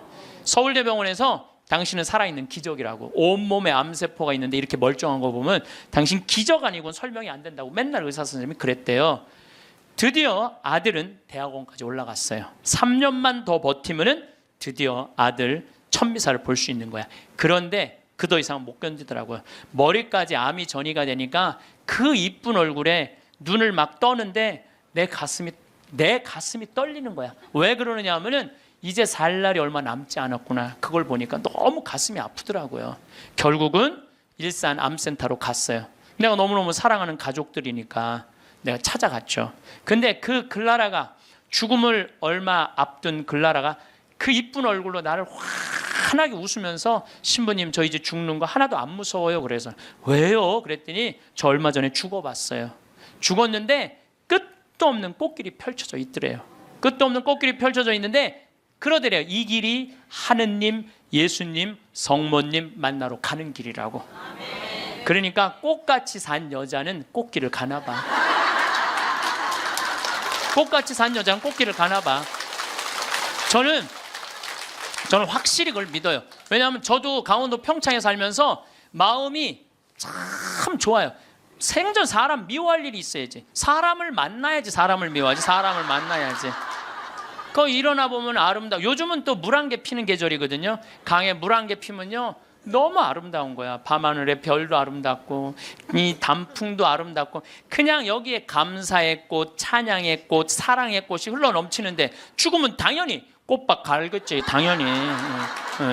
난 그렇게 믿어요. 끝도 없는 꽃길을 가고. 근데 여러분들 이 세상을 진흙탕같이 산 사람은 어디 갈 것 같아요? 진흙탕길 가게 돼 있어. 여러분들 마음 안에 가시가 너무 많아. 남편 미워하는 가시, 시어머니 미워하는 가시, 자식 미워하는 가시, 본당 신부 미워하는 가시, 본당 수녀 미워하는 가시, 레지오 단장 미워하는 가시, 그냥 온몸에 가시가 돋아 있어. 누구 하나 걸리만 해라 찔러갖고 그냥 피를 버리라 별르고 있어. 이 사람 죽으면 어디 갈 것 같아요? 가시밭길 가게 돼 있어요. 그러니까 여러분들 죽어서 가시밭에 뒹굴르기 싫으면은 지금 내 마음 안에 있는 가시 빼내야 돼, 빼내지 말아야 돼? 누구를 위해서? 그러니까 여러분들 남을 용서하는 게 기분 나쁜 게 아니에요. 남을 용서하는 거는 나를 위해서 용서하는 거야. 그 사람을 위해서 용서하는 게 아니고. 그러니까 다 가시를 빼고 마음 안에 사랑의 꽃, 용서의 꽃, 희생의 꽃, 감사의 꽃, 찬양의 꽃이 있어야 돼. 네, 뭐 여기 많은 교우들 중에 신부님 저 미워서 죽게 자랑이 아니에요. 그게 나 곧 가시밭길 뒹굴로 준비돼 있어요. 그 얘기하고 똑같은 거예요. 끝도 없는 꽃길이 펼쳐져 있더래요. 너무 행복하더래요. 근데 이 집 첫째 아들이 신학생이고 둘째 아들이 안드레아라는 아이인데 그 딸이 또 하나 있어요. 근데 이 둘째가 너무너무 괜찮은 애야. 엄마 아빠는 우리 생태마을에 와서 4년을 살았지. 이 형은 신학교 들어가 있지. 여동생 밥을 고등학생, 수험생 얘가 다 해주는 거야. 대학생이 자기 대학 다니면서. 또 내가 서울교구 서울 이 강남에 사는데 서울 금본당에 강의 오고 물건 팔러 오면은 또 신부님 오신다고 그 젊은 남자아이가 와서 물건 다 파는 거야. 그리고 야 밥 사줄게 그러더니 신부님 동생 밥 해줘야 돼. 그리고 얼마나 괜찮은 애예요. 근데 얘가 군대 가서 뭘 배웠냐면 심폐소생술을 배워둔 거야. 엄마가 이제 자다가 죽은 거야. 자다가 죽어서 이제 남편도 엄마 이제 죽었다 다 포기를 했는데 얘는 포기를 안 한 거야. 심폐소생. 엄마는 꽃길을 가고 있는데 이놈은 죽지 말라고 심폐소생술을 한 거야. 살려낸 거야. 살려냈어요. 네. 살려내갖고 엄마가 살아난 상태에서 내가 한 번 더 본 거죠. 그래서 이제 병원에 이제 간 거니까. 그래서 글라라 자매가 그러더라고요. 신부님, 저 이제 죽는 거 하나도 무섭지 않아요. 이게 주님께로 가는 영광스러운 길이 바로 죽음이에요. 그러더라고요. 예. 그래서 내가 글라라 씨한테 그랬어요. 글라라, 이제 걱정하지 마라. 아들 천미사는 내가 하늘이 두 쪽이 나도 내가 땅에서 참여하고 글라라는 하늘에서 참여하고 그렇게 하자. 그리고 한 달 후에 글라라는 세상을 떠났어요. 그런데 그 아들이 이번에 서품을 받았어요. 그런데 문제는 그 아들 서품 받을 때 나는 하와이 해외 강의 중이었어요. 내가 하늘이 두 쪽이나도 참여하겠다고 그러는데 금요일 날 이제 서품식이 있는데 금요일 날 내가 고민을 했어. 다음은 사이판 강의인데 어떻게 할까? 이게 내가 약속을 하긴 해야 되는데 하늘이 두 쪽이나도 내가 참여하겠다. 분명히 하늘에서 지켜볼 텐데 내가 하늘을 안 믿으면은 내가 그냥 껴먹을 약속을 껴먹어도 되는데 분명히 하늘나라에서 지켜볼 텐데 그 이쁜 글라라가 볼 텐데 그래서 내가 사이판 강의 옆에 한 두세 시간 가면 그걸 포기를 하고 다시 새벽에 한국에 들어왔어요. 새벽에 한국에 들어와서 평창에 들어갔다가 다시 새벽에 주일날 가서 천미사를 참여를 했어요. 천미사를 참여를 했는데 어쩜 그렇게 아들도 잘나놨는지 엄마가 이쁘니까 아들도 그렇게 잘났더라고요. 미사를 봉헌하는데 너무 잘하는 거야. 정말 첫 미사, 엄마를 위해서 난 봉헌하는 것 같더라고 느낌이. 그래서 뭐 나는 수원교구 신부니까 뭐 우리 서울교구 교우들 있고 신부님들 와 있는데 뭐 나는 뭐 잘 알지도 못하니까 하늘에다 대고 얘기했어요. 글라라 아들 정말로 잘나서 하느님한테 정말 잘 봉헌했다. 어쩜 저렇게 미사를 잘 봉헌하고 말도 나보다 어쩜 더 잘해. 내가 계속 글라라고 얘기했어요. 나 이제 천미사 참여했다. 나 약속 지켰다. 그리고 다음날 내가 사이판으로 다시 갔어요. 근데 그 안드레아라는 동생이 미국 유학 중인데 형 서품식이니까 들어왔어. 내 사이판 갔다가 다시 만났어요. 내가 안드레한테 물어봤어요. 내가 너 요즘 네 강의를 한다. 네가 엄마 살려낸 강의 하는데 너 엄마 정말 살려낸 거 맞냐? 이렇게 자기가 정말 살려낸 거 맞다는 거예요. 우리가 죽는 걸로 끝나는 게 아니에요. 하늘나라로 꽃길로 여행을 떠나는 거예요. 여러분들 이제 죽는 거 싫어요? 좋아요? 이제 진짜 좋아요? 좋아해야 돼. 우리 그리스도인이 죽는 걸 싫어하면 안 돼. 그래도 죽는 게 싫어. 그래도 살아있는 게 나아. 왜 여러분들 죽는 게 싫은 줄 아세요? 생이별 때문에 그래요. 첫 번째 죽는 게 싫은 건 두려움. 죽음 이후에 어떤 세상이 펼쳐질지 희미하게 아니까. 사도 바오로 말대로 희미하게 아니까 그리고 내가 천당을 갈지 연옥을 갈지 진옥을 갈지 나는 모르잖아. 그러니까 죽는 게 두려워. 두 번째 죽는 게 두려운 이유는 생이별 때문에 그래요. 죽음은 더 이상 사랑하는 남편 볼 수 없잖아.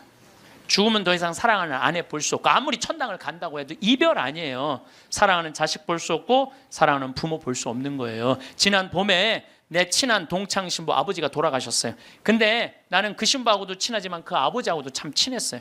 그 아버지가 얼마나 나를 좋아했느냐면은 안중분인데 요맘때만 되면 쌀을 쪄서 햅쌀을 갖고 평창까지 갖고 오시는 거예요.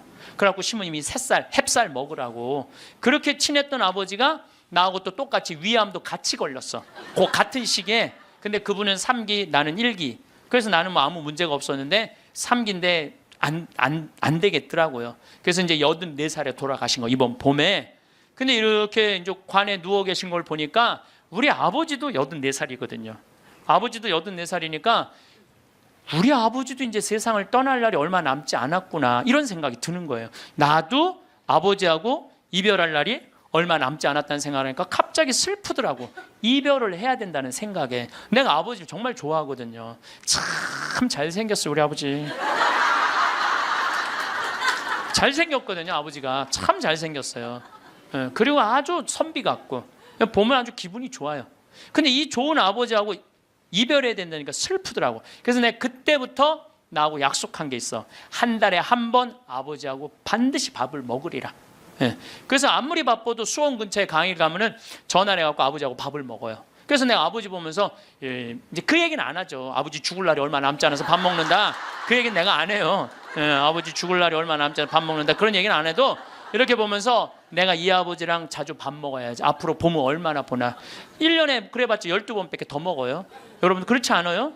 늙으신 부모님들. 예, 내가 기껏 봐야 얼마나 보겠어. 20년밖에 더 보겠어 아버지. 예.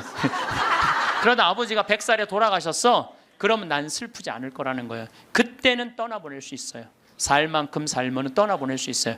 이번에 그 성심원이라는 보육시설이 있어요. 우리 수지에. 근데 거기에 상설자 수녀님이 김마리아 막달라라는 수녀님인데 99살에 돌아가셨어요. 99살에. 며칠 전에 우리가 장례미사 갔는데 수녀님이 평생 1,400명의 아이들을 길러낸 거야. 그 수녀님이 1,400명을 길러내고 신부를 그 보육시설에서 5명을 만들어냈어. 신부를. 그 수녀님이 최대 업적인 것 같아 내가 보기에는. 그리고 그 수녀님은 나이를 먹으면 먹을수록 이쁜 얼굴이었어요. 참 예뻤어요. 그 수녀님 아는 분들은 제가 무슨 말 하는 줄 알아. 근데 99살에 우리가 돌아가시기 전에 백수미사도 해드렸거든. 백수미사도 해드리고. 근데 이제 이렇게 수녀님 누워 계신 걸 보면서 참 멋있게 살다 가니까 하나도 안 슬픈 거예요. 하느님한테 갔구나 이런 생각을 하니까. 사람은 그렇게 가야 돼요. 우리 아버지가 100살까지 살다가 행복하게 하면 난 행복하게 떠나보낼 수 있다 이거 아버지. 떠나보낼 수 있어요. 그런데 이번에 세월호에서 죽은 애들 피지도 못한 꽃이 죽으면 가슴이 아파요 안 아파요? 얘네들 때문에 왜 아픈지 알아요 여러분들? 얘네들 엄마들 생각을 해봐. 밥 한 번 더 차려주고 싶고 한 번 더 쓰다듬어 주고 싶고 장가도 보내고 싶고 시집도 보내고 싶고 쑥쑥 자라고 웃는 모습 하나만 봐도 너무 예쁘고 좋은데 이젠 더 이상 아무리 밥을 차려주고 싶어도 차려줄 수도 없고 아무리 같이 손잡고 여행을 가고 싶어도 갈 수가 없는 거예요. 내가 아무리 세월호에서 죽은 아이들 천당 접수했다고 이야기한들 이 엄마들한테 위로가 될까요? 이별이 그래서 슬픈 거예요. 사랑을 마저 하지 못했기 때문에. 여러분들 사랑 마저 이제 좀 사랑 좀 하려고 그랬는데 죽으면 아파요 안 아파요? 그래서 저는 사랑도 나중에 하지 말아라. 사랑도 언제 해라? 지금 해라. 죽고 난 다음에 울며 불며 통곡하지 말고. 여러분들 주위에 있는 사람들 어떻게 다 소중한 사람들이에요. 그 지금 사랑해야 돼. 나중에 사랑. 그 어떤 아버지가 단식하고 막 그러면서 그 아이한테 해주지 못한 게 너무 가슴 아프다고 그러잖아요. 죽고 난 다음에 후회하지 말라는 거예요. 옆에 지금 얼마나 소중한 사람들이 있는데 그 소중한 사람들한테 함부로 대하냐 이거예요. 내가 본당 신부할 때도 60살 먹은 엄마가 죽었어. 40살 된 놈이 와갖고 울며 불며 생전 찾아오지도 않던 놈, 뭐 4년 5년 한 번도 안 찾아온 놈이 울며 불며 이런 말해요. 왜 죽느냐고. 조금만 더 살면 내가 효도할 텐데.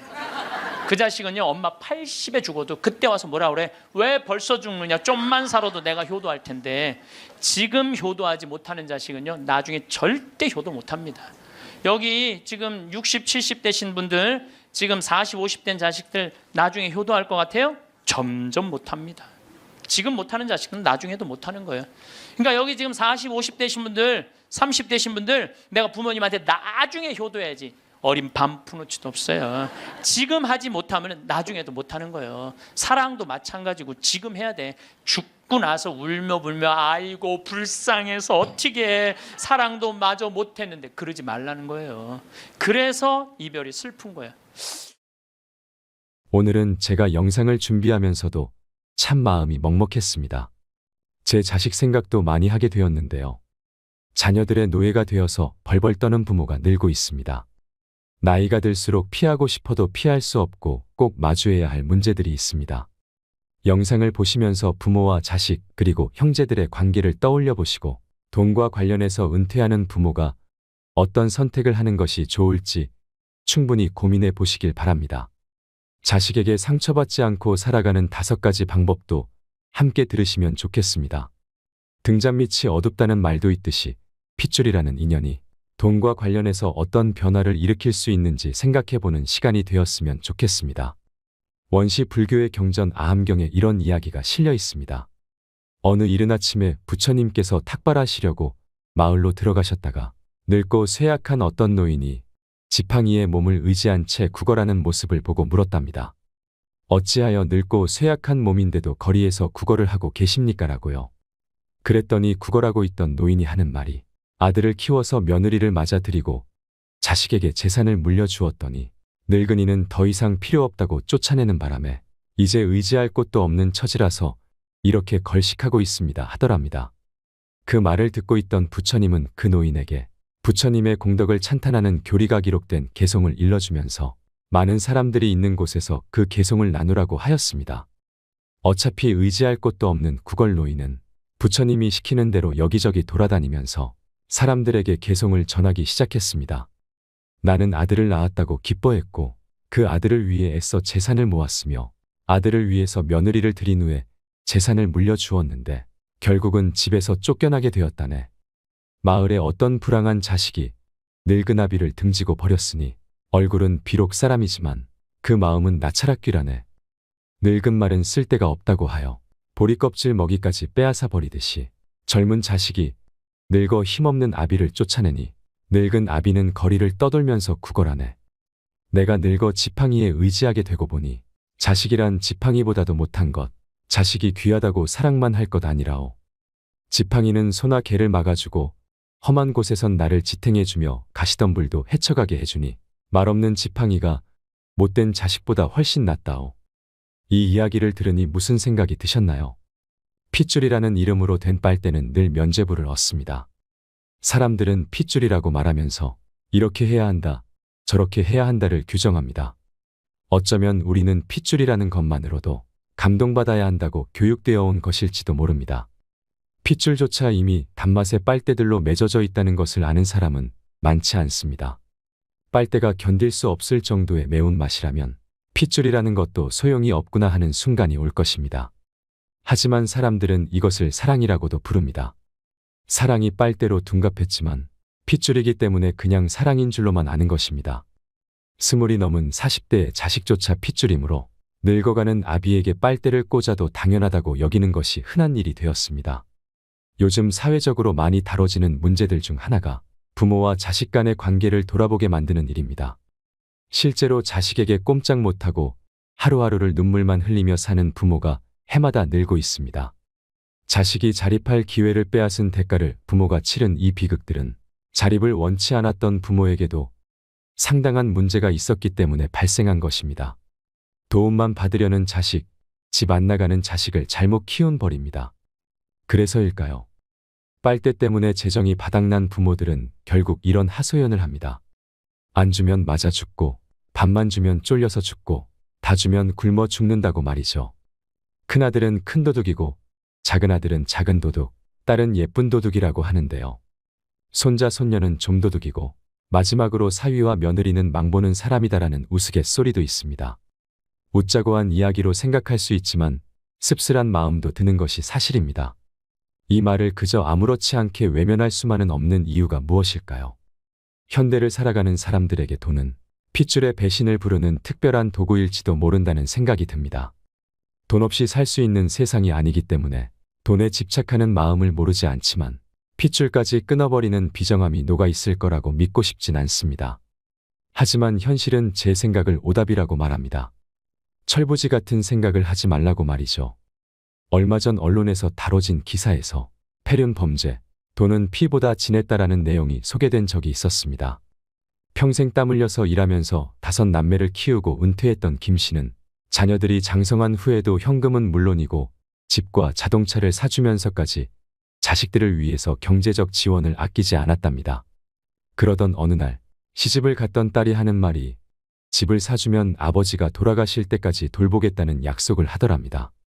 그 말을 믿었던 아버지는 마지막 남은 재산을 정리해서 빠르게 넘겼다는 겁니다.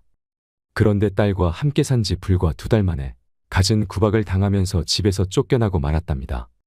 집을 사주면 돌아가시는 그날까지 돌봐줄 거라고 믿었던 김 씨는 아닌 밤중에 홍두깨라고 월세 20만 원의 영세민 아파트에서 하루하루를 보내는 신세로 전락하고 말았습니다. 돈이 없는 탓일까요? 자식들에게 도통 연락조차 오지 않는답니다. 이런 모습은 김 씨가 원했던 일상이 아니었습니다. 열심히 돈을 벌어서 자식들 고생하지 말라고 마지막 남은 재산까지 아낌없이 주었는데 어떻게 자식들이 이럴 수가 있을까? 원통하고 분한 나날을 보내야 했다는 겁니다. 생각하면 할수록 자식들이 괘씸해서 자식을 상대로 소송까지 불사한 김 씨는 딸에게 준 돈의 일부를 돌려받았지만 마음속에 대못이 박힌 상처는 아물지가 않는다고 합니다. 그러면서 읊조리듯 이런 말을 하더군요. 결국엔 내가 잘못한 겁니다. 나는 내 자식들이 나한테 이렇게 할 줄 몰랐습니다. 되돌아갈 수만 있다면 이런 일이 없었으면 좋겠습니다라고 말이죠.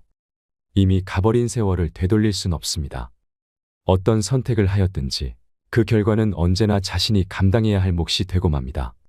이번 사건을 접할 때마다 핏줄도 믿을 수 없다면 무엇을 믿고 살아야 하는 건지 혼란스럽기도 합니다.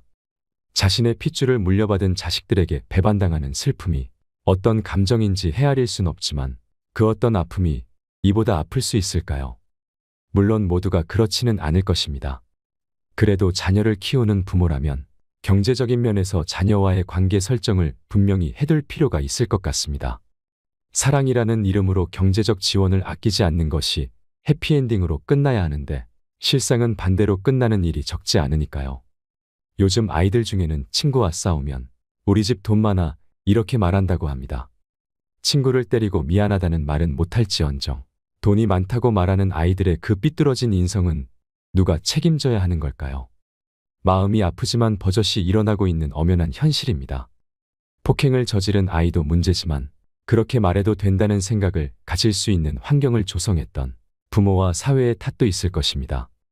우리 어른들이 먼저 이러한 현실에 대해 한번 생각을 해보셨으면 합니다. 저는 김 씨의 딸이 했던 말이 귓전을 떠나지 않습니다. 집을 사주면 아버지가 돌아가실 때까지 돌보겠다. 이 말을 거꾸로 해석하면 집을 사주지 않으면 아버지가 돌아가실 때까지 돌보지 않겠다는 말이 되지 않겠습니까? 돌봄이 필요한 부모를 상대로 흥정하는 딸은 아함경에서 말하는 나찰악귀가 따로 없는 것 같습니다. 톱으로 나무를 베고 있는 나무꾼이 지나가는 행인과 이야기를 나눈 우화가 있습니다. 길을 가고 있던 행인이 열심히 나무를 베고 있는 나무꾼에게 말하길 정말 힘들어 보이는데 얼마 동안이나 나무를 베었는지 물었습니다. 그랬더니 이 말을 들은 나무꾼이 말하기를 벌써 5시간이나 베고 있는 걸요라는 답변을 하죠. 그렇게 말하는 나무꾼이 안타까웠는지 행인은 재차 말을 건넸습니다. 잠시 시간을 내서 톱날을 갈면 어떻습니까? 그럼 일이 훨씬 빨라질 것 같은데요. 행인의 말이 끝나기가 무섭게 나무꾼이 답합니다. 나에겐 톱날을 갈 수 있는 시간이 없습니다. 톱질하느라 너무 바쁘거든요. 바쁘다는 이유로 톱날을 갈지 않은 나무꾼은 무엇이 중요한지도 모르고 코앞에 닥친 일만 하는 무지한 사람 아닐까요? 등잔 밑이 어둡다는 말은 이럴 때 쓰는 말일 것 같습니다. 조금만 고민하면 알 수 있는 해결책을 바쁘다는 이유로 묵살하는 나무꾼이 알맞은 사고를 했다고 볼 수 있을까요? 돌다리도 두들겨보고 건너라는 말처럼 아무리 자식을 사랑해도 돈과 관련해서는 신중할 필요가 있다고 생각을 합니다. 자식을 향한 지원을 무조건 끊는 것이 무조건 옳은 생각이라고는 할 수 없을 것입니다. 그럼에도 불구하고 이런 말씀을 드리는 이유는 돈 앞에서 핏줄도 무너지는 일이 다반사로 일어나고 있기 때문입니다. 다른 건 몰라도 자녀를 위한 경제적 지원은 거리를 두고 신중하셔야 합니다. 자녀들이 스스로 독립하고 홀로 설 수 있는 자립심을 길러주는 것이 자녀를 더 훌륭하게 키우는 방법이라고 생각합니다. 제가 앞서 말씀드린 사례가 모든 부모와 자녀에게 적용되는 일은 분명히 아닐 것입니다. 그렇다고 해서 흘려버릴 이야기도 아니라고 생각합니다. 부모의 노후 40년을 책임질 수 있는 자녀들이 많지 않습니다. 제 목구멍이 포도청인 자녀들도 많습니다. 그러므로 부모 스스로 노후 40년을 책임질 수 있는 전략이 필요합니다. 40대, 50대를 넘어 노후 준비를 할 수 있는 기간을 허비하지 마시길 바랍니다. 제가 질문을 하나 해보겠습니다. 노년에 외롭고 쓸쓸할 때 재혼을 하려 마음을 먹는다면 자식들이 반대할까요? 찬성할까요? 혹은 내 부모님이 재혼을 한다고 하면 나는 반대할까요? 찬성할까요? 생각해 보신 적이 있나요? 아마 재산이 있는 분이 재혼을 하고 싶다고 하면 자녀들은 반대할 가능성이 높을 것입니다. 반대로 재산이 없는 사람이 재혼하고 싶다고 하면 자녀들은 대부분 축복할 것입니다. 이것은 심리학적으로 연구된 결과이기도 합니다. 왜 그럴까요? 재산이 있을 때 자식들이 재혼을 반대하면서 가지는 생각은 상대방의 목적이 재산일 수 있다고 봅니다. 결국 본인 몫이 줄어들기 때문에 반대한다는 것입니다. 반대로 재산이 없을 때 자식들이 재혼을 찬성하면서 가지는 생각은 좋은 사람 만나서 참 다행이다. 외롭지 않게 행복한 노후를 보내실 수 있겠구나 한답니다. 그렇지만 머릿속 한구석에는 이런 생각을 합니다. 내가 돌봐야 하는 부담이 줄어드는구나. 참 잘됐다 한다는 거죠. 우리가 나이가 들수록 주변을 둘러보면 우리 마누라가 최고다, 우리 남편이 최고다 하는 사람이 많아집니다. 젊었을 때 아무리 친구가 최고다 했던 사람들도 결국 가족밖에 없구나 하게 되는 것입니다. 10명의 효자보다 배우자가 더 낫다라고 하는 말도 있는데요. 우리가 많이 쓰는 옛말 중에는 그냥 나온 말은 없는 것 같습니다. 제 이야기를 들려드리자면 얼마 전에 고모부가 재혼을 했습니다.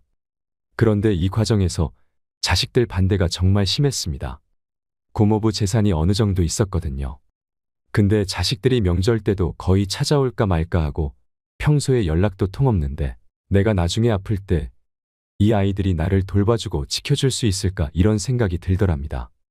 설령 내 돈을 보고 여자분이 나한테 왔다고 할지라도 죽을 때 내 옆에 있어줄 사람이라고 생각하니 결정이 쉽더라고 하더군요.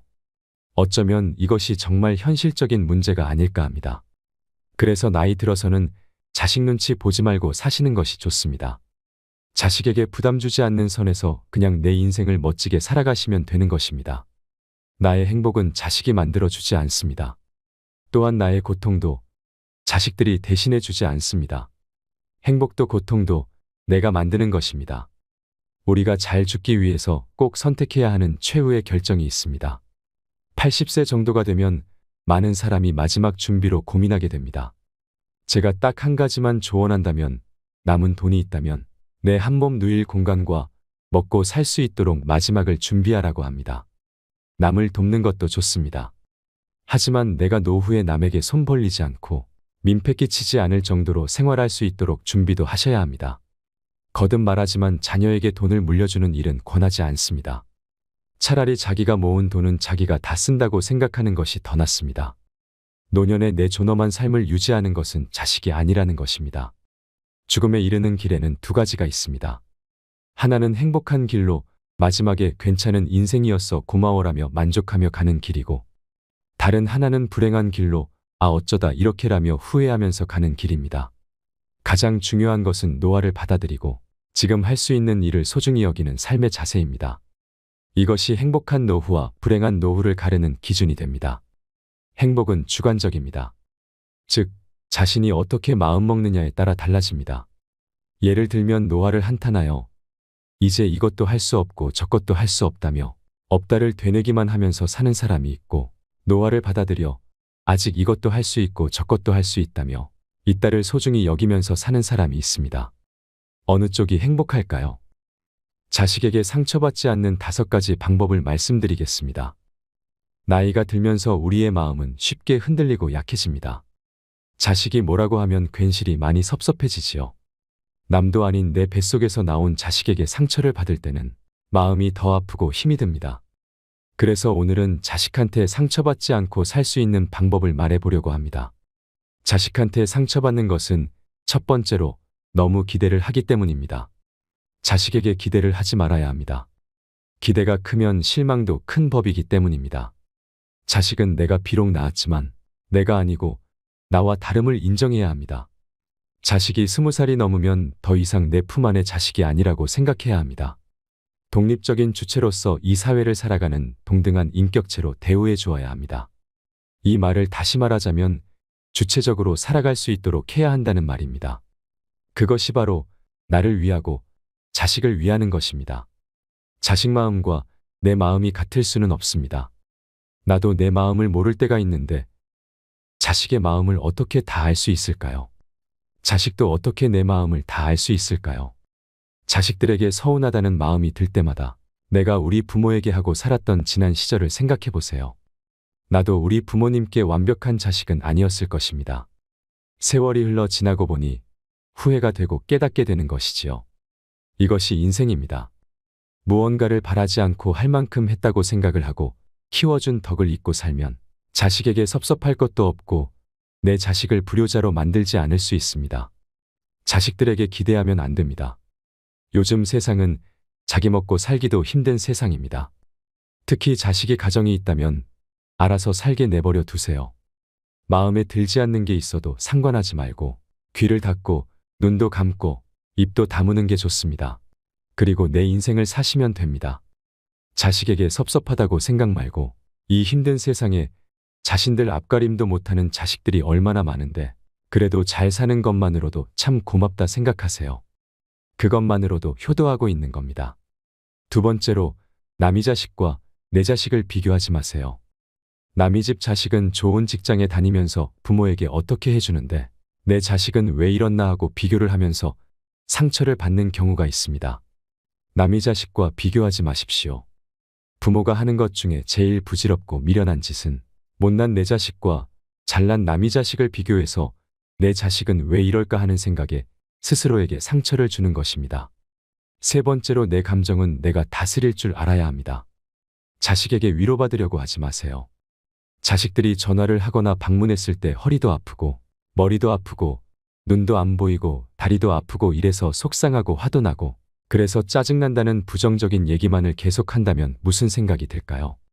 나 힘든 것 좀 알아달라고 하면 할수록 자식들은 멀어집니다. 자식이 내 감정을 알아줬으면 하고 바라지 말고 스스로 마음을 다스리는 법을 깨우치시길 바랍니다. 자식에게 서운한 마음이 들 때 그 책임과 원인을 자식에게서 찾는 분들이 있습니다. 하지만 절대 자식한테서 핑계를 찾으면 안 됩니다. 지금의 서운함을 자식 탓으로 돌리는 사람은 받아줄 자식이 없게 되면 혼자 일어설 수가 없게 됩니다. 그리고 자식도 잘 될 수가 없을 것입니다.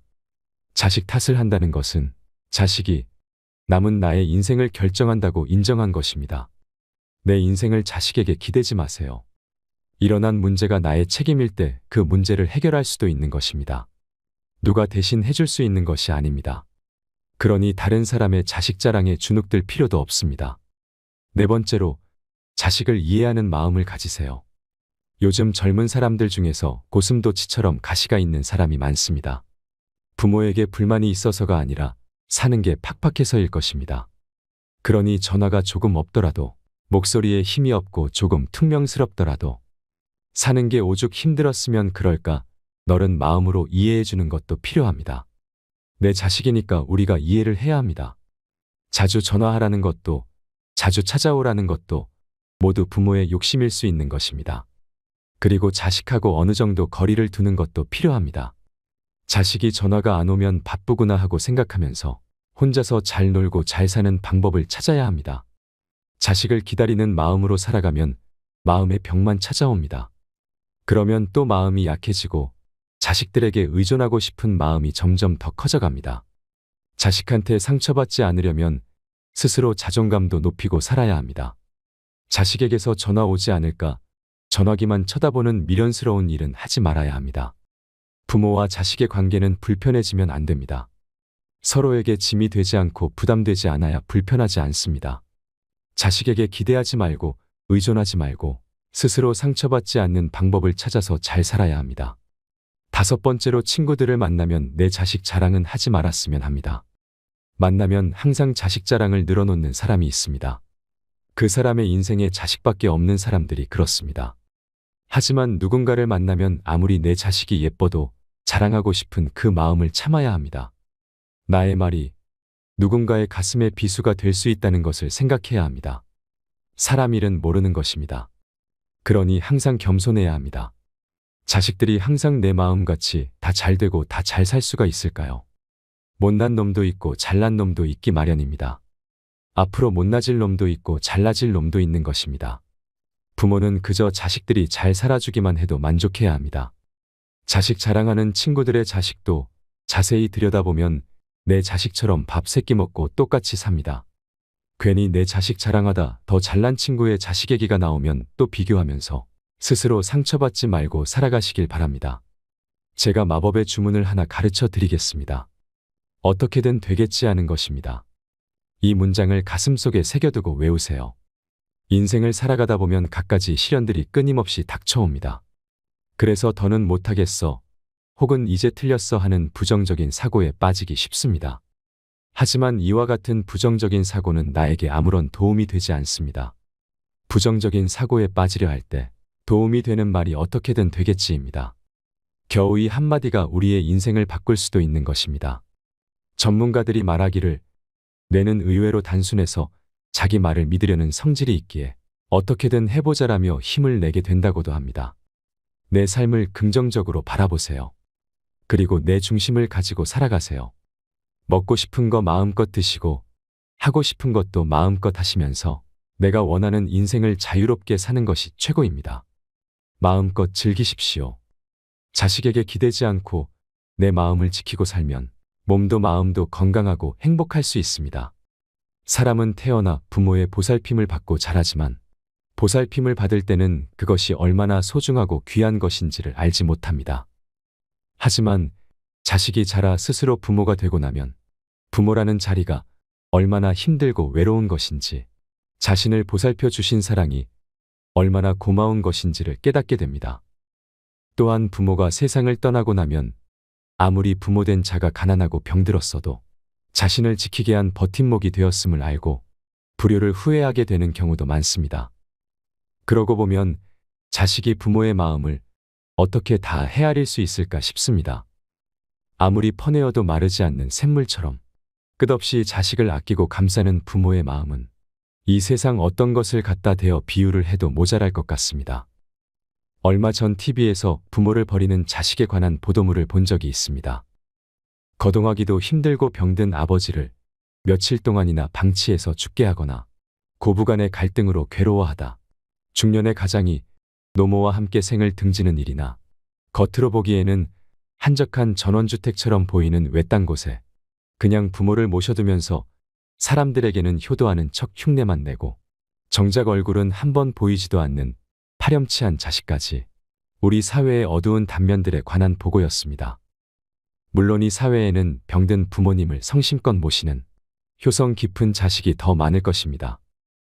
개인적인 사정으로 요양원이나 요양병원에 모시면서 가슴 아파하고 뒤로 눈물 흘리는 자식들도 많겠지요. 하지만 자식을 버리는 부모보다 부모를 버린 자식이 더 많은 이유는 자식이 부모의 마음을 알기 힘들어서가 아닐까 싶습니다. 그리고 이토록 팍팍한 세상에 자신이 받은 은혜를 다 잊어버리고 혼자 이 세상에 태어난 것으로 여기기 때문은 아닐까요? 젊었을 때 자식을 위해 모든 것을 희생하신 우리의 부모님들은 이제 병들고 지쳐서 총기도 잃어가고 보살핌 없이 살아가기 힘든 약한 존재가 되는 순간이 옵니다. 세월이 더 흐르면 갓 태어난 어린아이와 마찬가지로 끊임없이 사랑하고 보살피지 않으면 금방 시들어버리는 그런 존재가 되기도 합니다. 자식에게 짐이 될까 운동도 열심히 해보고 마음 공부도 해보지만 찾아오는 세월을 거스를 수 없는 것이 우리 인간이지요. 버림받은 부모가 느끼는 가장 큰 슬픔은 앞으로 살아갈 날에 대한 걱정이 아닙니다. 자식에게 버림받았다는 사실, 온갖 정성으로 키워온 꽃 같은 내 자식이 늙었다는 이유로 나를 외면했다는 절망감입니다. 직접적으로 부모를 갖다 버렸다고 해서 그것만 불효가 되는 것은 아닙니다. 같은 집에 살고 있어도 매일 따뜻한 말 한마디, 고운 낯빛 한 번 보이지 않는 것, 부모가 이해하지 못한다고 대화에서 소외시키는 사소하고 작은 행동이 부모의 가슴을 멍들게 하는 것입니다. 이 세상에 늙지 않는 사람은 없습니다. 누구나 생의 끝자락에는 힘없고 보잘것없는 노인이 되고야 말지요. 그런 자신의 모습을 생각해 본다면 지금의 부모를 저버릴 수 있을까요? 부모에게 돈으로 하는 선물, 물질로 보이기 위한 효도가 아니라 진심으로 건네는 따뜻한 말 한마디가 더 소중하지 않을까 싶습니다. 마음에도 없는 선물을 하기보다는 부모님과 눈을 맞추고 손을 꼭 잡아드리면서 사랑하는 마음을 표현해 보세요. 표현할 수 있는 지금이 다시는 오지 못할 가장 소중한 시간입니다. 이상으로 책틀맨이었습니다. 지혜를 쌓는 당신의 오늘이 아름답습니다. 더 좋은 영상으로 찾아뵙겠습니다.